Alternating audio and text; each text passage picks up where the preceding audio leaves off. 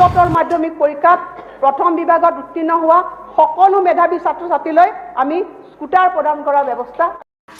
নমস্কাৰ সকলোকে, আজিৰ ভিডিঅ'টোলৈ মই প্ৰথমবাৰৰ বাবে আপোনালোকক স্বাগতম জনাইছোঁ। বন্ধুসকল, আপোনালোকে নিশ্চয় শুনা পাইছে যে অজন্তা নিয়োগে ঘোষণা কৰিলে যে এইবাৰ স্কুটি প্ৰদান কৰিব। কেৱল স্কুটি প্ৰদান কৰিব সেয়াই নহয়, এইবাৰ প্ৰথম বিভাগত উত্তীৰ্ণ হোৱা ছাত্ৰ ছাত্ৰীসকলক লেপটপৰ সলনি 20,000 টকাকৈ দিব বুলিও ঘোষণা কৰিলে। বন্ধুসকল, খুবেই ভাল খবৰ আমাৰ কাৰণে। এইটোৱেই আছিল আজিৰ ভিডিঅ'টো। যদি মোৰ চেনেললৈ প্ৰথমবাৰ ভিজিট কৰিছে তেতিয়াহ'লে বন্ধুসকল এটা লাইক কৰি ছাবস্ক্ৰাইব কৰিবলৈ নাপাহৰিব।